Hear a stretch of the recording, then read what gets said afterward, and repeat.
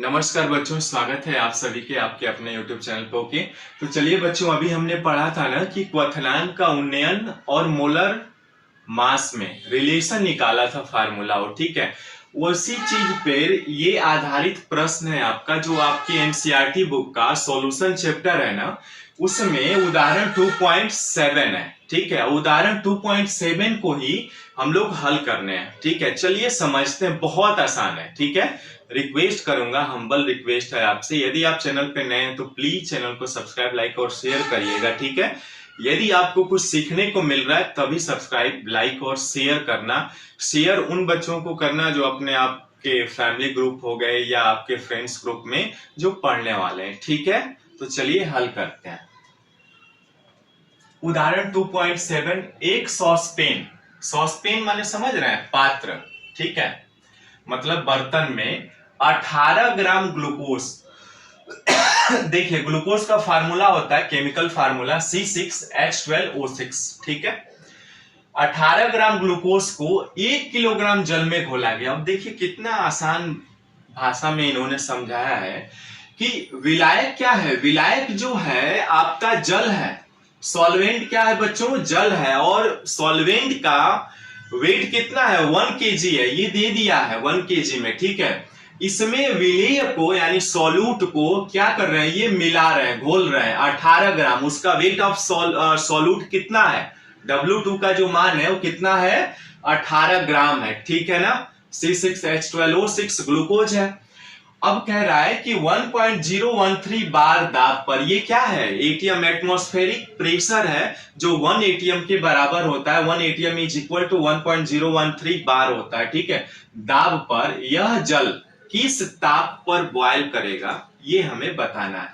जल के लिए केबी का मान, केबी क्या है, मोलल उन्नयन स्थिरांक है। ठीक है, और केबी का मान आपको दे दिया गया है। और केबी का जो इकाई है, यूनिट है, ये क्या है, केल्विन, केजी मोल इनवर्स 1 है। ठीक है, अब इसी चीज की सहायता से हमें निकालना है किसका, आपका किस ताप पर ये बॉयल करेगा, ये हमें गणना करना है। ठीक है, तो चलिए हल करते हैं। सबसे पहले हमें क्या क्या दिया है उस चीज को लिख लेते हैं बच्चों। ठीक है, तो सबसे पहले क्या दिया है, वेट ऑफ सॉल्वेंट कितना दिया है, देखिए वेट ऑफ सॉल्वेंट यानी विलायक कितना दे दिया आपको। वेट ऑफ सॉल्वेंट क्या है, H2O है ना, और H2O आपको दे दिया है 1 kg। ठीक है, उसके बाद देखिए, उसके बाद क्या दिया है, ग्लूकोज दिया है ना, यानी वेट ऑफ सॉल्यूट यानी विलेय है ना, सॉल्यूट क्या है, C6H12O6 दे दिया है कितना बच्चों, 18 ग्राम।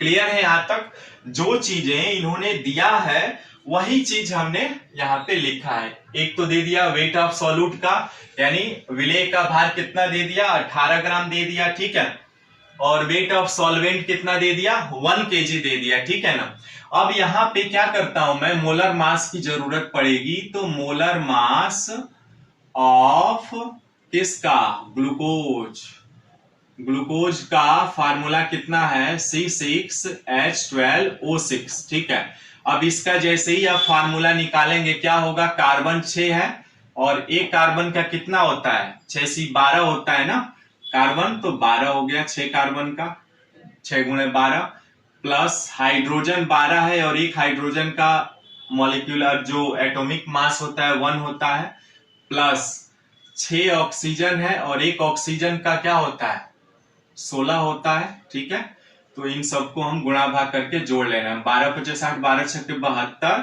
प्लस 12 एकम 12, प्लस 16 छक्के 96। ठीक है, इसको जोड़ लेते हैं, 2 2 4, 6 4 10 के 0 हासिल 1, और 9 1 10, 7 17 1 18, 180।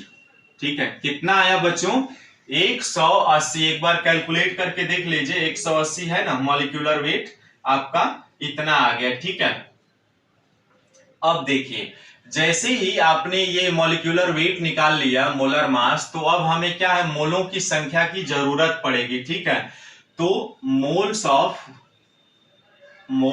ग्लूकोज ग्लूकोज के मोलों की संख्या बराबर क्या हो जाएगा बच्चों, वेट ऑफ ग्लूकोज।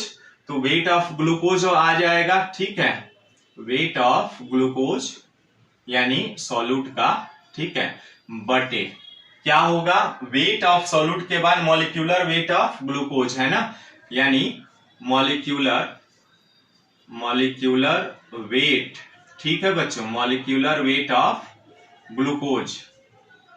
तो अब रख करके गुणा भाग कर लीजिए। अब देखिए वेट ऑफ ग्लूकोज कितना है बच्चों, ये रहा 18 बटे मॉलिक्यूलर वेट कितना आया 180, ठीक है ना, यानी 18 कम 18 दहिया 180, यानी 1/10, यानी 10 से भाग देंगे तो 0.1। अब इसका मोलों की संख्या निकल गई कितना, 0.1 मोल आ जाएगा, ठीक है, यानी ग्लूकोज के मोलों की संख्या कितना निकल गया बच्चों, 0.1 मोल निकल गया, ठीक है।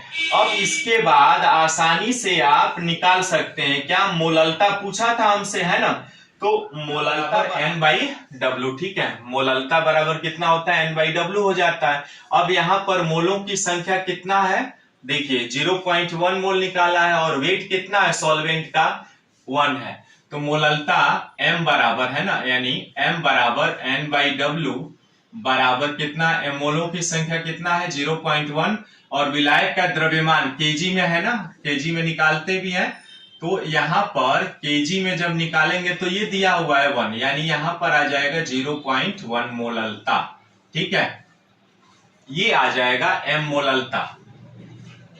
ये क्या निकाला आपने, मोललता निकाल लिया M का मान, ठीक है, M बराबर N/W यानी विलेय के मोलों की संख्या, तो विलेय के मोलों की संख्या यही है, ग्लूकोज निकाला था आपने, और आपका विलायक का द्रव्यमान कितना दिया हुआ है केजी। अब हमसे क्या पूछ रहा है, केबी का मान दिया हुआ है किस ताप पर उबलेगा, ठीक है, तो डेल्टा टीबी बराबर हम निकाल सकते हैं, इसलिए डेल्टा टीबी का मान हमसे पूछा है, तो क्या होता है फार्मूला, केबी गुणे एम।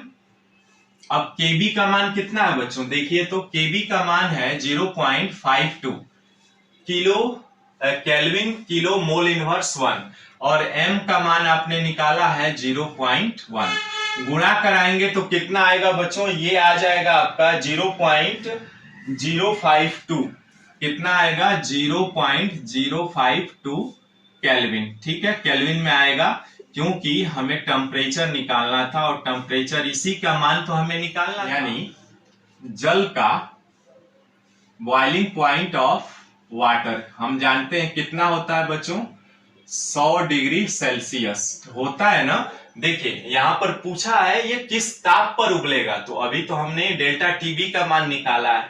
अब हम जानते हैं कि पानी का जो बॉइलिंग पॉइंट होता है 100 डिग्री सेंटीग्रेड होता है, ठीक है, और अब यहाँ पर जब टेम्परेचर यहाँ पर दिया है तो ये कितना हो जाएगा 373.15 केल्विन हो जाएगा, किस पर, एट टेम्परेचर 1.013 बार पर, ठीक है, यानी एटमॉस्फेरिक प्रेशर पर आप जब निकालेंगे इसका केल्विन में तो ये आएगा आपका, ठीक है, 373.15 केल्विन, ठीक है।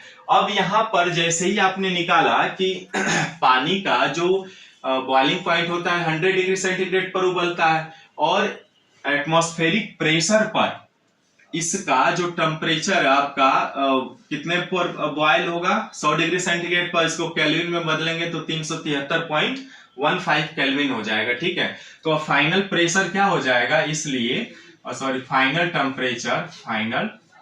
टेम्परेचर जो है वो कितना आ जाएगा, देखिए 373.15 प्लस 0.052, अब इसको जोड़ेंगे ना बच्चों तो ये आएगा आपका 373.202 केल्विन, यही आंसर होगा आपका, क्योंकि और ये बहुत कुछ सीखने को मिला, एक चीज ध्यान रखिएगा इसमें, क्योंकि इस एटमॉस्फेरिक प्रेशर पर जो पानी है वो कितने केल्विन पर उबलेगा 373, और चूंकि डेल्टा टीबी का मान आपने निकाला हुआ है तो उसको ऐड कर देंगे तो ये फाइनल आंसर आपका मिल जाएगा, ठीक है, इतना ही आएगा, इसने पे विलयन का क्वथनांक जो है इतना होगा, ठीक है बच्चों। इस तरह से आपका ये उदाहरण 2.7 भी कंप्लीट होता है, ठीक है, तो इसका स्क्रीनशॉट ले लीजिए, लिखना है तो लिख लीजिए, ठीक है। अतः आपका ये आंसर होगा। ठीक है, मिलते हैं फिर नेक्स्ट वीडियो में एक नए प्रश्नों के साथ। नमस्कार।